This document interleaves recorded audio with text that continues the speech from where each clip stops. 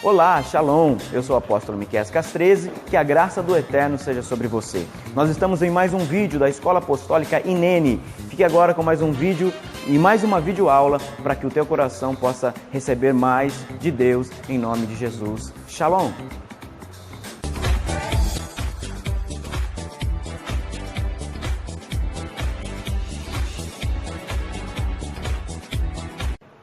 Aonde na Bíblia diz? Aonde na Bíblia diz que o fruto glorifica mais o Pai? Põe na tela aí. João 15, 8. Nisto é glorificado meu Pai, que deis muitos frutos, muito fruto, e assim sereis meus discípulos. Quem nunca tinha visto essa palavra dessa forma? Por favor, levanta a mãozinha. Pois é. Olha só como é importante você entender que você glorifica o Pai. Então você diz glória a Deus. Glória a Deus, Deus vai olhar e falar: opa, está gerando fruto? Está gerando filhos? Está gerando ovelhas? Está traindo ovelhas para a casa do meu Pai? Nisto glorifica o meu Pai. Que deis muito fruto, e assim sereis meus discípulos. Quando você frutifica, quando você glorifica o Pai, quando você dá frutos. Eu não estou falando de fruto do Espírito. Quando você gera uma vida firmada em Cristo. Quando você aponta a verdade para alguém, evangeliza alguém aonde você for. Tira da sua cabeça que evangelismo é um carro de som na rua. Evangelismo é toda hora, todo minuto, tomando banho. Você está evangelizando alguém quando você canta, terrivelmente, mas alguém vai ouvir o louvor. Você vai no banco, você está evangelizando quando você não rouba, quando você age de forma correta, quando você é conhecido como verdadeiro e não como mentiroso. Você está glorificando o Pai. Isso tem a ver com caráter. Produzido onde? Produzido no discipulado de alguém. Eu vou falar daqui a pouco sobre aqueles que ainda não nasceram completamente. Quando você gera, você glorifica o Pai. Amém? Próximo slide. Aí eu vou entrar na parte que é o tema. Aqui foi até então foi um início apenas. Agora eu vou entrar na parte aonde nós vamos afrontar algumas verdades que nós mesmos vivemos e que nos faz estéreis, espiritualmente falando. Vencendo a esterilidade, cortando os problemas pela raiz. Nos grupos do WhatsApp alguém colocou hoje lá que os problemas devem ser cortados pela raiz. Sabe qual é o problema da igreja? As pessoas vêm para a igreja atrás de cura daquilo que está aparecendo para o outro. Pega isso. A pessoa vem para a igreja atrás da enfermidade que todo mundo está vendo. A pessoa vem para a igreja atrás da falta de dinheiro que todo mundo está vendo. A pessoa vem para a igreja atrás de marido ou de mulher porque todo mundo está cobrando que ela case ou que ele case. As pessoas vêm para a igreja atrás daquilo que os outros estão vendo, mas elas não vêm para a igreja atrás de cortar os problemas que ninguém vê, que só ela vê. É ou não é? Quando você chegar na igreja e dizer: Senhor, corta a raiz. Corta a raiz do mal. Senhor, corta a raiz do mal. Aonde ninguém vê, faça o meu líder ver para que eu seja curado. Aonde ninguém vê, faça com que o meu apóstolo, o meu pastor, sei lá como você vai chamar, veja para que eu seja curado. Aonde ninguém vê, faça e descortine. Aonde ninguém vê, porque lá está o problema. Porque todo mundo está vendo o efeito, mas eu estou sentindo a causa. Quando você parar e falar isso para Deus, eu quero descobrir a causa, você não vai ficar mais de carinha torta quando você ouvir uma palavra de exortação. Quando você descobrir a causa, você não vai mais ficar emburradinho, igual criança, igual nenê, dizendo: eu não quero ouvir isso, aquela palavra me dói muito. Sabe por que a palavra de alguns profetas dói? Aliás, sabe por que as palavras de todos os profetas dói? Porque elas não revelam os efeitos, elas sempre revelam as causas. Escreve isso que eu gostei. A palavra de um profeta não revela os efeitos na vida de um homem. A palavra profética desmascara, revela as causas que você nunca descobriu e nunca viu. E é essa causa que te faz estéril espiritualmente falando. Diga sobre você, profetiza: eu vou vencer a esterilidade. Eu vou vencer a esterilidade. Tem certeza? Absoluta. Porque você precisa lutar contra a esterilidade. Vamos ver? Próximo slide. Olha só a primeira característica de quem não é fértil. Vamos lá? Olha aí na tela. Não conhecer a essência de Jesus. Pessoas que são estéreis espiritualmente não conheceram a essência de Jesus. Por quê? Porque falta um conhecimento. Que conhecimento é esse que falta? Falta o conhecimento verdadeiro e humilde daquilo que é verdade da palavra de Cristo. Eu coloquei na tela aí, eu vou lendo e vou falar. Conhecimento superficial. Sabe-se sobre Deus, mas não de Deus. Se você vai ouvir todo mundo na hora do apuro: meu Deus do céu, sabe quem é Deus? Eu sei quem é você e você sabe quem sou eu, mas você só vai saber sobre mim, de mim, quando você andar comigo. O bom teólogo sabe sobre Deus, mas só sabe de Deus quem anda com Deus. O bom crente sabe de Deus, ele estuda, ele sabe o que Deus fez de Gênesis e Apocalipse, mas ele só sabe de Deus quando ele andar com Deus. Muitas pessoas pregam porque sabem sobre Deus, poucas pessoas pregam porque não sabem quem é Deus. Você já viu mensagens egocêntricas? Porque o homem fala do homem, porque você precisa disso, porque você precisa daquilo. São mensagens que falam sobre Deus, mas não falam de Deus. Você já viu pessoas que adoram uma revelação ou adoram conhecer o oculto, e aí porque eles querem saber sobre o que Deus pensa, mas não querem saber o que Deus é. E quando nós confrontamos com aquilo que Deus é, eles dizem assim: olha para mim, está muito confuso, ele fala coisas que eu não entendo, ele vive e aparece coisas que eu não entendo.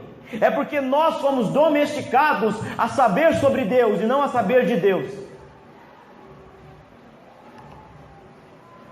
Estou falando alguma mentira, irmão? A primeira pergunta que eu faço para todo aquele que eu discipulo, tanto do altar como particularmente: quem é Jesus para você? Você conhece Jesus já? Ou você só ouviu falar, você só foi na igreja?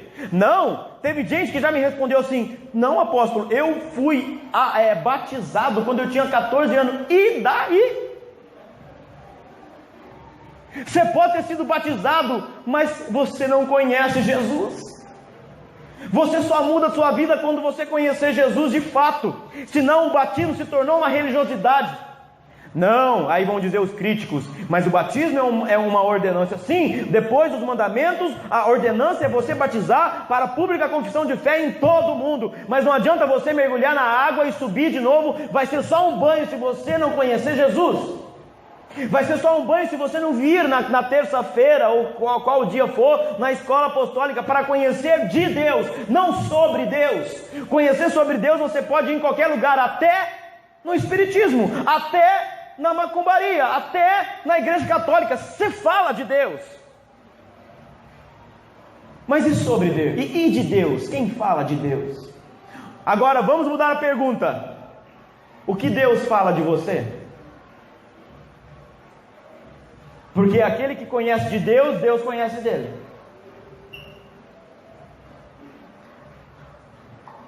Não conhecem a essência de Jesus e falta conhecimento. Por quê? Porque tem uma visão limitada de quem ele é e do que ele pensa. Não, porque eu aprendi na igreja que Deus é assim. É? Tem certeza? Porque eu aprendi na igreja que só o pastor pode dar a bênção apostólica. Ixi, agora vai encher de crítica, né? Quem me ouvir isso.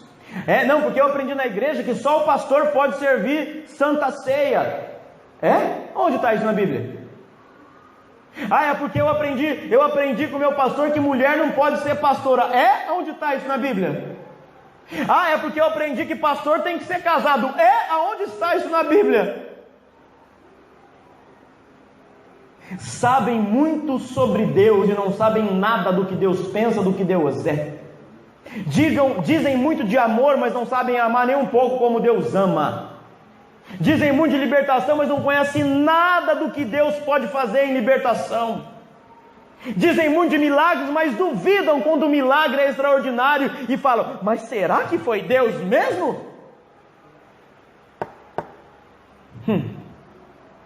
A visão é igual daquele, eu sempre esqueço o nome que o cavalo usa, cabresto.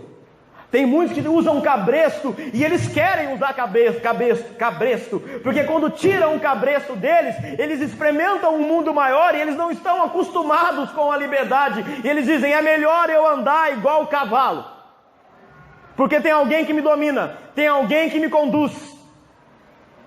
Quando na verdade, quem deve conduzir o Filho de Deus é quem? O Espírito Santo de Deus. E aí vemos pessoas domesticadas, religiosas, porque têm medo de tirarem o cabresto. Não conhecem princípios dele, não sabem os desejos de Deus, não conhecem os valores de Deus, não conhecem os anseios de Deus, não conhecem a vontade de Deus. E aí acham que o que Deus pensa, o que Deus deseja, é aquilo que um dia a religião colocou para eles. Jesus quer que você saia daqui e experimente a vontade dele. Eu fico muito bravo. Nós como pastores, como líderes, nós ministramos, nós declaramos e profetizamos que o Brasil vai ser avivado, mas eu não consigo ver avivamento quando você sai daqui e ali fora você murmura. Eu não consigo ver avivamento quando você sai daqui debaixo de um poder, de uma glória, e ali fora você vai pensar, como é que eu vou pagar a conta de luz amanhã? Eu não consigo ver avivamento numa pessoa que sai da igreja e ali se depara com um drogado, com um mendigo e olha com desprezo.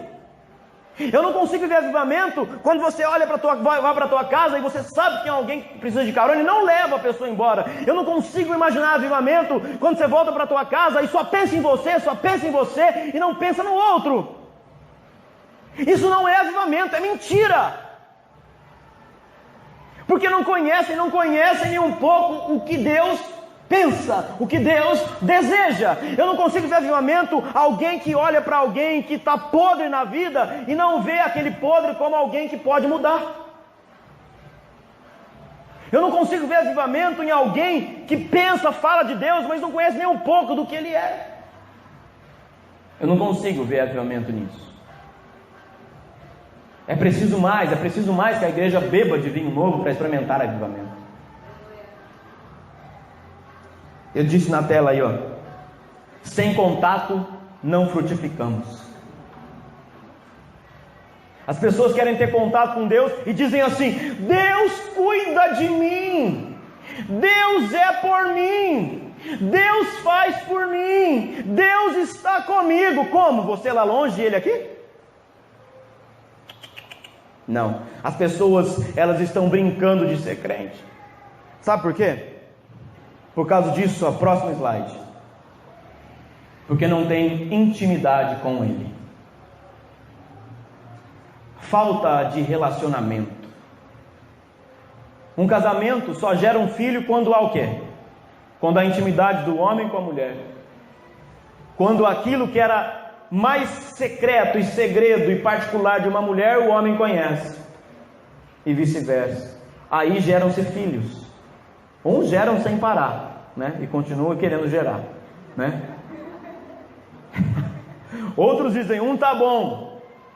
Mas vamos trazer para o Espírito. Quanto mais você ter contato, mais intimidade você tem com Deus. Quanto mais você dizer, eu quero ter contato, eu quero ter contato físico com Deus. Senhor, vem, inunda-me com a tua glória. Mais você vai ter intimidade com Ele. Quando falta relacionamento, não há intimidade.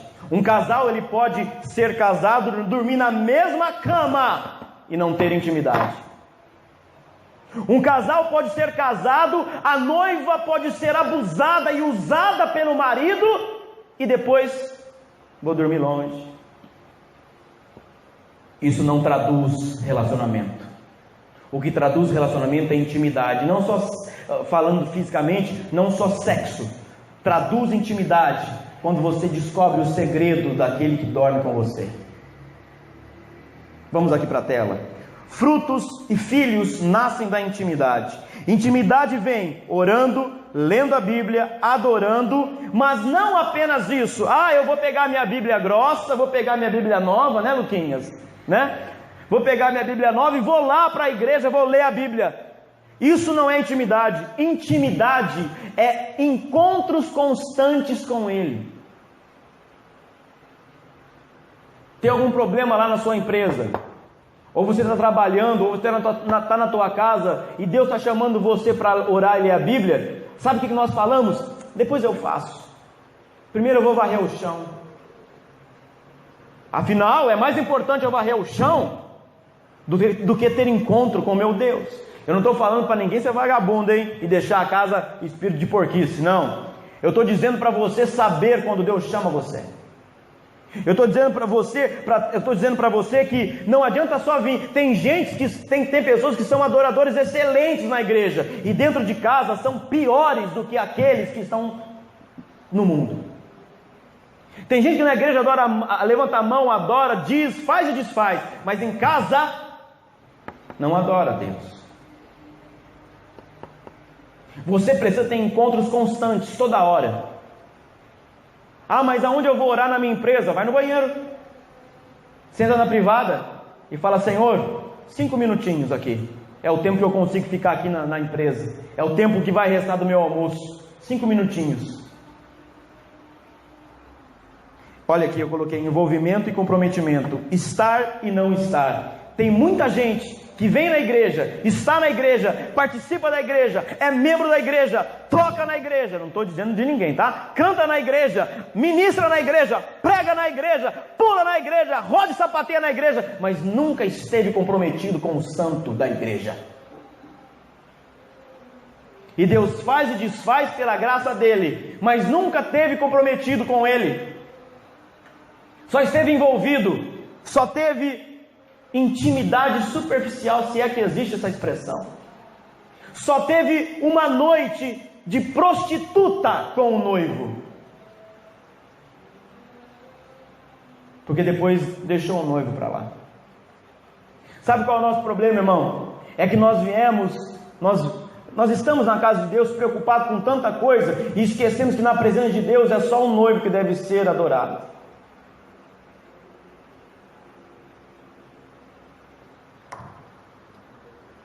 A última coisa que eu coloquei nesse slide: intimidade gera o quê? Por que você confia no teu marido? Se não confia, porque falta relacionamento. Mas por que você confia no teu marido? Por que um casal na noite de núpcias vai para a cama e a noiva se entrega de corpo, alma e coração? Por quê? Porque o namorado ficou o namoro inteiro fazendo carinho.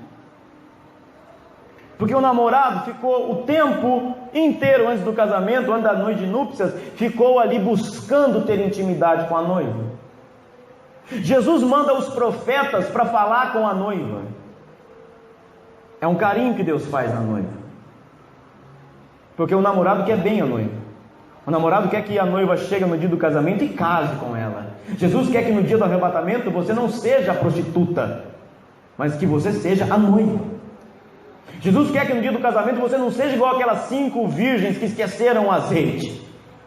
Ele quer que você seja as outras 5 que pensaram que o azeite poderia acabar enquanto o noivo não viesse e se prepararam. Jesus quer que a noiva chegue no dia final com as vestes brancas. Porque a prostituta, preste atenção no que eu vou dizer, e eu estou falando de ordem espiritual. A prostituta tem sangue de terceiros, mas a noiva não tem sangue nenhum. Pegou?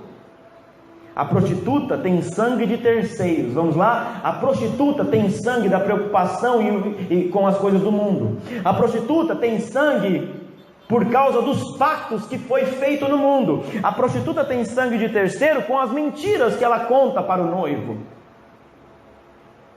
A prostituta tem sangue de terceiros quando não se converte verdadeiramente e acha que virou crente só porque vai na igreja. A prostituta tem sangue de terceiro quando ela troca, quando ela cai no sistema do mundo, ela paga, ela compra, aliás, ela vende para receber. A prostituta é assim. Presta atenção, a prostituta é quando vem na igreja só querendo cura, mas não querendo comprometimento com Deus. A prostituta é quando vem na igreja só querendo mostrar aquilo que todo mundo vê, mas aquilo que está escondido ela não quer mostrar, porque dói. Pega isso, irmão, porque desceu isso aqui agora. A noiva, ela recebe carinho, e depois do casamento, o que é gerado no casamento, está aí na tela. O casamento gera confiança, e a confiança de saber segredos que ninguém mais sabe. Deixa eu dizer uma coisa para você, para todos os casados e todos que pensam em casar, todos os que estão namorando. Noivo não tem, né? Só namorando por enquanto. Preste atenção numa coisa: se o teu marido, preste bem atenção, se o teu marido, isso é para todo mundo, se o teu marido e a tua esposa não é digno de receber a confiança, é porque você precisa buscar mais intimidade. Se você não pode, presta atenção mulher, presta atenção homem, se você não é digno de ter e conhecer os segredos obscuros do teu marido no passado, do noivo do passado, do homem do passado, você precisa buscar mais confiança, precisa buscar mais intimidade. Vamos traduzir isso para a nossa vida espiritual? Se Deus não sabe aquilo que é minha raiz, eu não aprendi a confiar nele ainda. Se Deus não sabe os meus segredos, os meus desejos mais obscuros, se eu não tive coragem de confessar os meus podres do passado, pela falta de conhecimento, pela ignorância, se eu não tive a capacidade de confessar isso e colocar no altar de Deus, Deus está dizendo: eu não tenho confiança, eu não tenho intimidade total com você, porque você não me dá.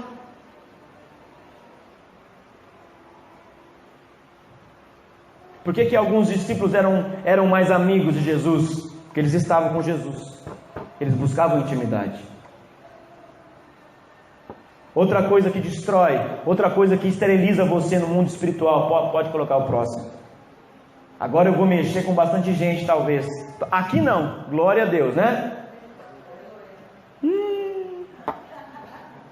Doeu. Olha o que esteriliza você: uma vida egoísta, você que busca satisfação própria. Isso esteriliza você produzir frutos. Eu coloquei aí, ó. Egoísmo nos faz humanistas, pensar apenas no prazer próprio. Olha a diferença, depois você anota, tira a foto do celular aí. Eu não estou falando de pessoas humanitárias, eu estou falando de pessoas humanistas. Qual é a diferença de humanitária e humanista? A pessoa humanitária é aquela que faz obra social, aquela que se preocupa com o próximo, aquela que está sempre envolvida em projetos sociais fora e dentro da igreja. Lembra antigamente, os mais velhos vão lembrar, Exército da Salvação, certo? Não se tem mais o Exército da Salvação, né? Não se ouve muito falar, perdeu a força, mas tem origem cristã o Exército da Salvação. Agora, qual é a diferença do humanista? O humanista é aquele que diz: eu preciso ir na igreja para eu ser melhor. Eu preciso que o pastor ore por mim para eu receber a cura. Eu preciso ir lá adorar para que Deus mude o meu momento. Você pensa assim? Porque todo aquele que recebe alguma coisa de Deus sempre está pensando no próximo.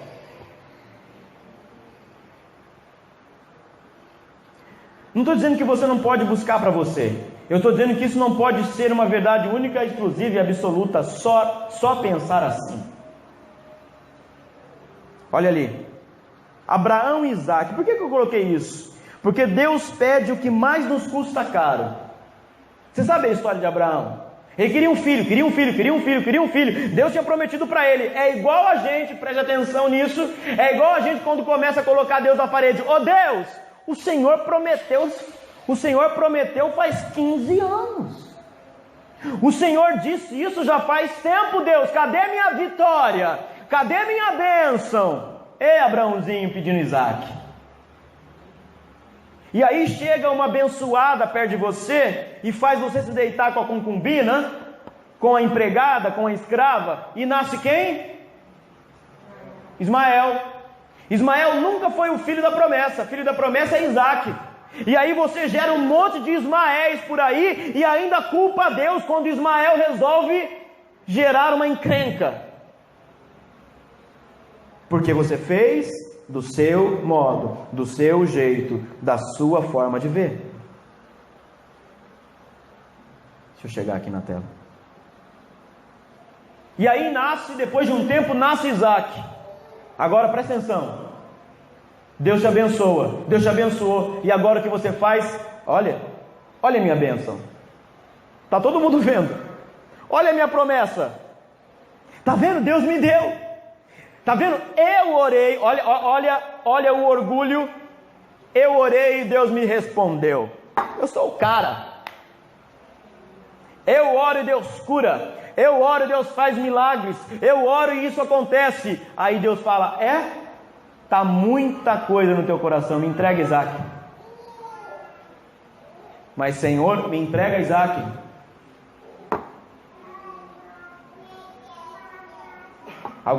Deus já pediu Isaac de alguém aqui? Sabe por quê? Porque o Isaac para Abraão significava o lado egoísta dele aparecer para todo mundo. Sabe isso que você acha que é o máximo que você tem? Porque eu canto, porque eu faço isso, porque eu sou isso. Porque onde eu boto a mão a coisa acontece. Sabe o que é isso? É uma adoração egoísta, que você vai morrer com ela. E é por isso que você não frutifica. Porque até então, quando Deus, presta atenção, enquanto ele não entregou para Deus no altar Isaac, a vida dele foi travando. Quando ele colocou no altar aquilo que era mais importante para ele, a vida dele, Tem pessoas também que acham que Isaac é um só, né? Não, tem muitos Isaacs. No decorrer da vida você vai adquirindo mais e mais. No decorrer da vida vai nascendo Isaacs, porque Deus te prometeu, e aquilo pode ser maior do que você. A tua casa não pode ser maior do que a promessa. A tua vida, os milagres, não pode ser maior do que o dono do milagre. Por isso que eu costumo dizer, aprenda a perder com as perdas. Ele teve que aprender a perder com a perda. E ele foi, você sabe a história, eu não quero entrar no conceito da história, mas quero aplicar ela para você. Por quê? Última coisa na tela. O teu egoísmo, o nosso egoísmo, impede você de crescer. Não, eu preciso fazer, porque ninguém sabe. Só eu faço melhor. Se eu não fazer, se eu não estiver lá, o culto não roda. Se eu não tocar, parece que a banda não vai. Se eu não pregar então, parece que a igreja não recebe. Entenda uma coisa, preste atenção numa coisa. Para você vencer, você precisa ser humilde.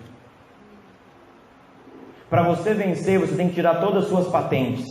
Não porque quando eu fazia, e quando eu fiz, porque eu fiz, porque eu sou preparado. Ah é? Presta atenção numa coisa, irmão. Eu sabia muita coisa e sei muita coisa, porque Deus me ensinou muita coisa. Chegou ano passado, o Senhor disse assim para mim, agora esqueça todas as suas patentes. Eu vou te ensinar tudo de novo, do zero. Vou te levar para uma faculdade mais profunda. E parece que na minha mente eu não sabia nada. Eu olhava coisas que eu ensinei, que eu ministrei, que eu pregava, que eu fazia, que não deixaram de ser verdade. Mas Deus me abriu a mente para eu ver de uma outra forma. Eu dizia, como é que eu nunca entendi desse jeito? Só se tem isso quando você é humilde, quando você não é egoísta e quando você permanece sendo assim. Isso é reino. Próximo, aguenta aí, não muda. Eu vou dar uma palavra para você. Eu falei até agora aqui, ó.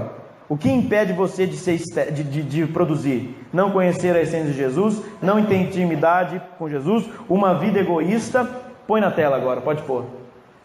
Ter um útero falso.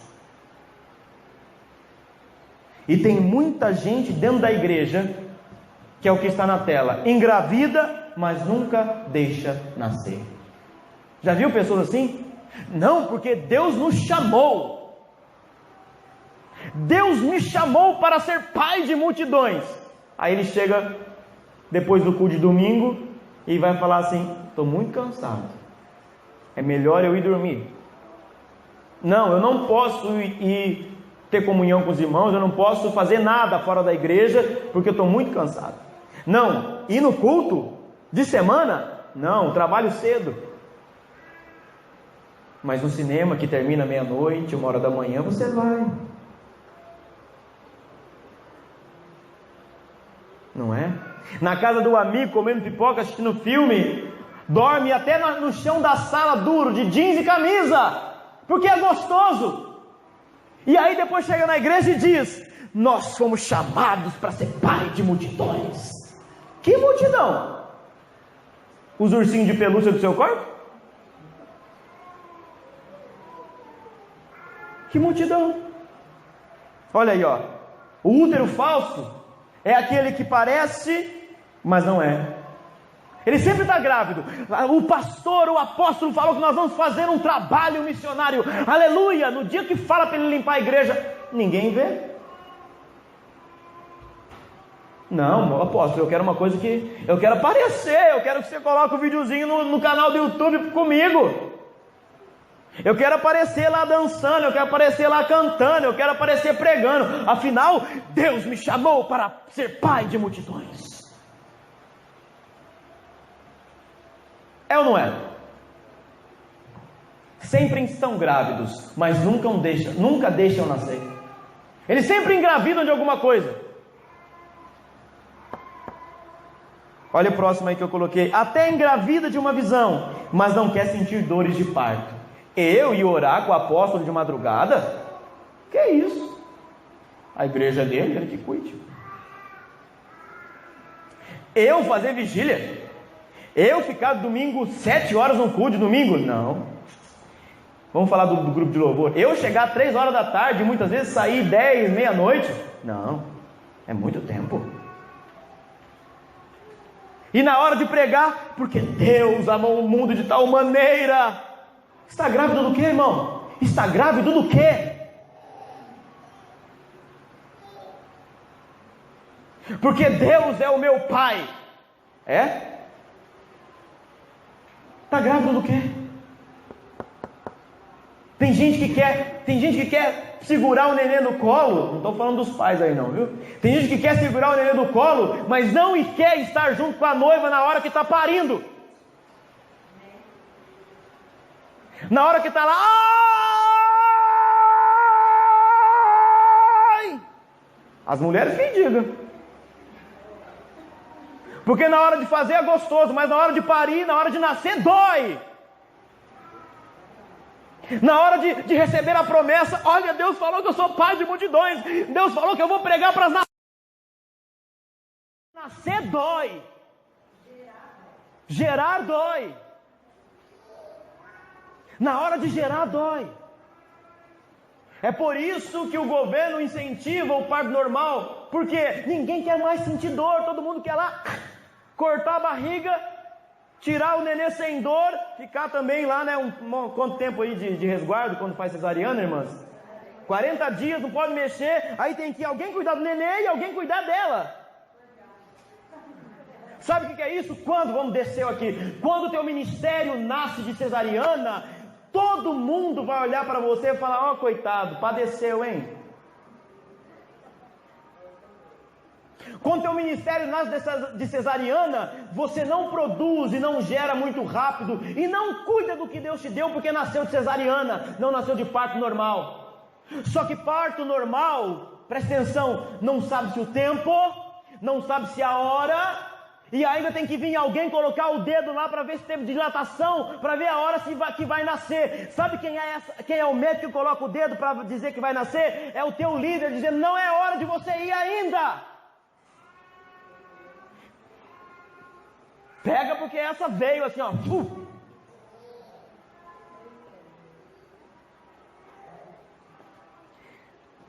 É o pastor que coloca o dedo, simbolizando o médico, dizendo, ei, temos que fazer cesariana, porque se não tirar agora vai morrer. É quando Deus está chamando você, e o seu medo diz, não, eu quero ficar quietinho. Nessa hora tem que o médico lá, o pastor ir lá e puxar na marra.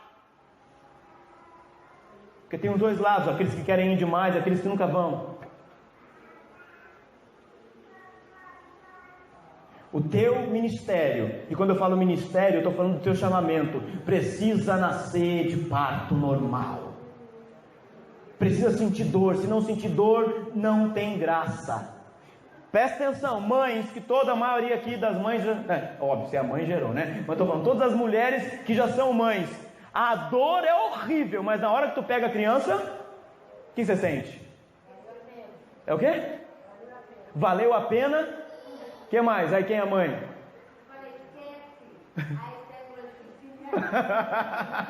Tudo bem, a dor ainda fica, sabe por quê? Na hora que você vê seu ministério, na hora que você vê um fruto andando, respirando, você vai lembrar de todas as dores que você teve, de todas as encrencas que você levou e passou para gerar aquilo, mas nasceu. É um sacrifício. É saudável, tem vida.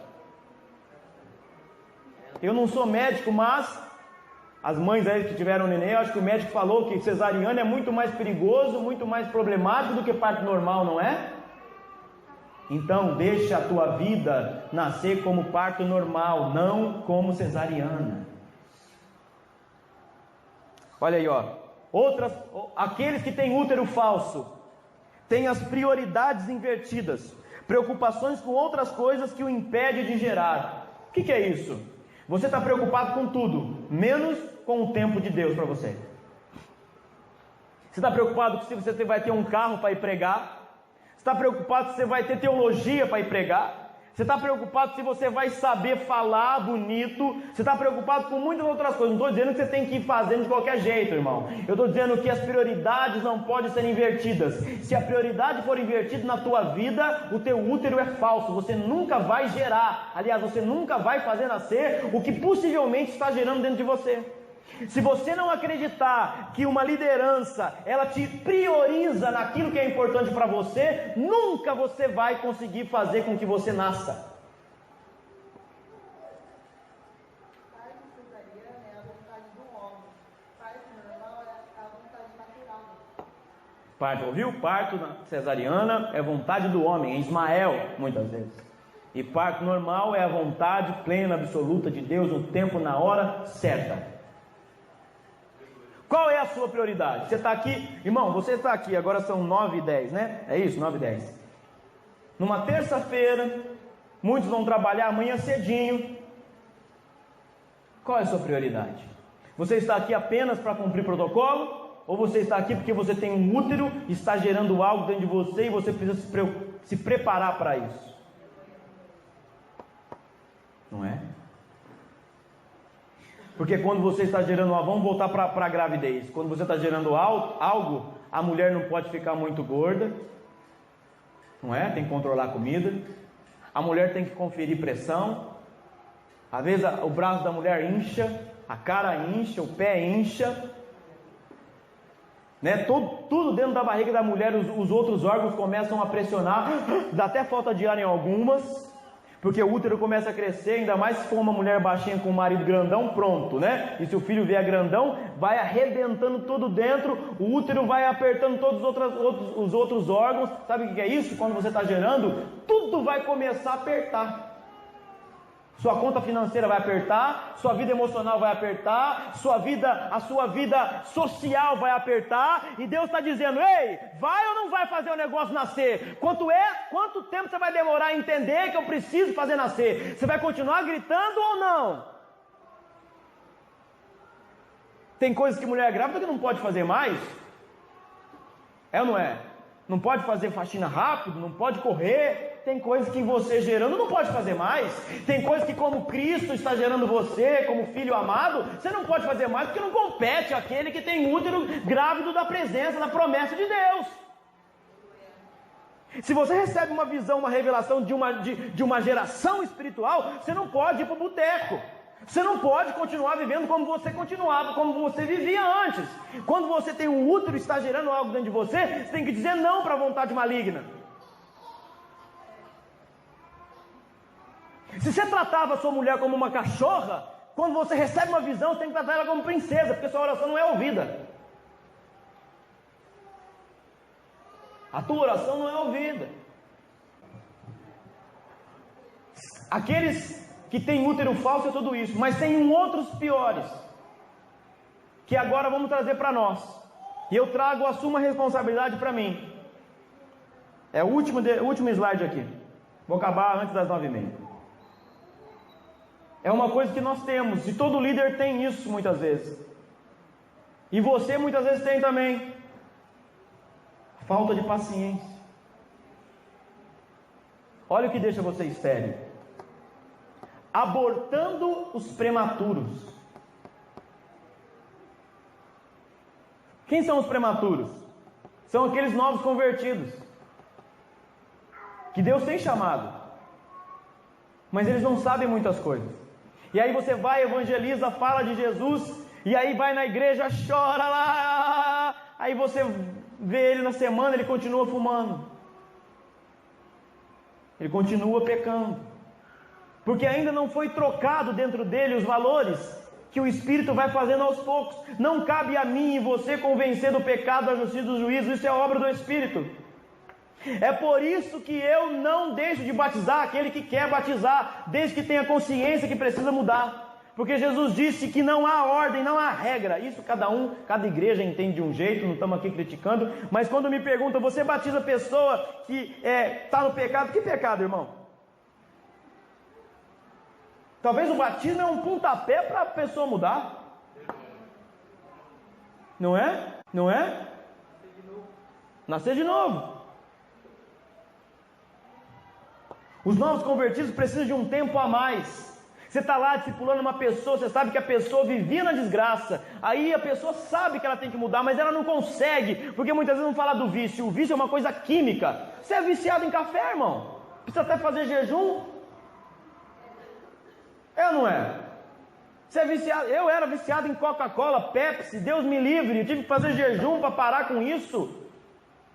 Agora eu preciso fazer jejum para parar com o vício da batatinha. Não é, dona? Pois é, parece bobagem, mas nós cobramos do outro que entrou na igreja agora porque o outro está viciado nisso e não consegue se libertar. Mas e nós estamos viciados em quem? Vamos falar de um vício que é perfeito dentro da igreja, a língua grande de muita gente. É um vício. Então, quando você olhar para um novo convertido, para que você não se torne uma pessoa estéril, você olhe com ele, com olhar para ele, para ela, com um olhar de graça, entendendo que ele precisa de um tempo a mais. Porém, esse tempo a mais vai chegar uma hora que Deus vai cobrar dele. Ele não pode usar esse tempo a mais como desculpa para pecar, porque a graça não é desculpa para pecar.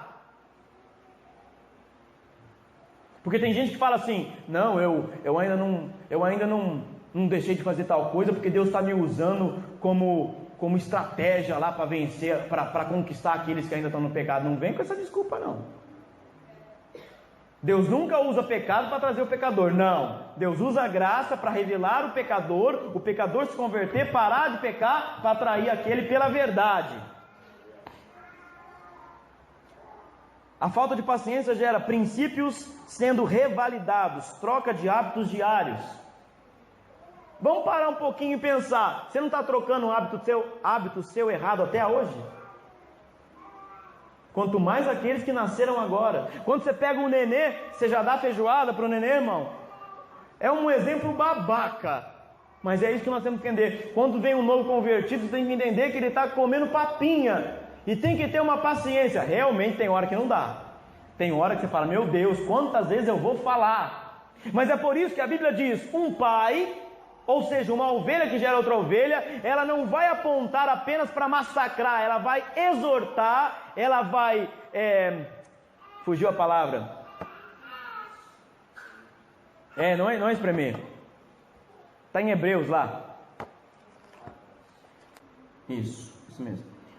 Hebreus 12:5. E já vós esqueceis da exortação que como a filhos argumenta convosco, dizendo: filho meu, não despreze a correção do Senhor, nem desanime, nem desmaie quando por ele for repreendido, porque o Senhor corrige, olha aí, correção física, o filho que ama, e açoita qualquer um que recebe por filho, ou seja, corrige fisicamente, corrige verbalmente, açoita fisicamente. 7. Suportar as correções, Deus vos trata como filhos, porque que filho não há que o pai não corrija? Mas se estáis em disciplina da qual foste chamados, serão participantes e não bastardos, mas sem filhos. Ou em outra versão fala, açoita e continua açoitando. Como está a versão de vocês? Açoita e castiga. Ok. O que é isso, irmão? Você sempre vai instruir um filho a verdade da palavra. Amém? Depois vocês leem aí Hebreus 12, tá? Agora, todo prematuro vai crescer e vai ser maturo, ter maturidade. Agora preste atenção numa coisa. Põe a próxima tela aí. A minha pergunta final, eu vou acabar com essa pergunta e depois a gente vai abrir para você fazer pergunta aqui. A pergunta final: você topa ou não topa fazer tudo isso que eu disse? Você topa gerar pessoas? Ou você está pensando mais em você? Você topa suportar o peso de gerar pessoas ou não? Você topa suportar o peso de trazer a pessoa, fazer libertação? Estou falando de líderes. Fazer libertação na pessoa e depois a pessoa te trair? Você topa? Você topa orar, jejuar, tirar o demônio, pegar pelo chifre, arrancar da pessoa e a pessoa depois te trair? Topa? Você topa dar carona para a pessoa, levar ela na casa dela? Você topa, às vezes você é vizinho e tal, e leva e traz gente no carro, ela tá, ou vem com ela, ou busca ela, traz ela. Não estou falando de ninguém, ok? Pelo amor de Deus, dando um exemplo. E depois a pessoa, isso não é para mim não. Topa investir tempo nessa pessoa, nessa vida, e depois de um tempo ela voltar e continuar na desgraça? Porque os prematuros um dia vão crescer. Eles têm que tomar a maturidade de cada um. Entenda uma coisa, preste atenção. Nós temos aqui vários tipos de idade, vários tipos de pessoa, vários tipos de entendimento de cultura. Cada um tem um tempo. E muitas vezes eu falo coisa aqui no altar que é tanto no pessoal, como diz André, ou no profissional, né? Não é no profissional. Tanto no pessoal como no coletivo. Quem que fala isso, tanto no pessoal como no profissional? É alguém da TV. Isso. Não, mas tanto no pessoal como no coletivo, porque eu tenho que atingir todo mundo, mas todo mundo está respondendo de uma forma. Um responde mais rápido, o outro responde mais devagar, mas todos têm que responder, porque se você chegou aqui prematuramente, ferido, magoado, triste, abatido, destruído por líderes, eu tenho que entender um tempo seu. Mas vai chegar um tempo onde Deus está cobrando de você, o próprio Espírito vai convencer você: opa, agora não é mais tempo de você fazer isso, agora não é mais tempo de ficar dodóizinho. Mas o problema é que, olha assim, presta atenção, tem muita gente que já é velho de igreja, tempo de igreja. Eu não estou falando de ninguém, eu não estou apontando para ninguém, eu estou te ensinando. Tem muita gente que é velho de igreja e ainda quer ser tratado com melzinho na chupeta. Deus não te imputará justiça assim, meu irmão.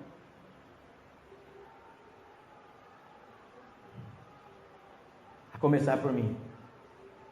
Amém.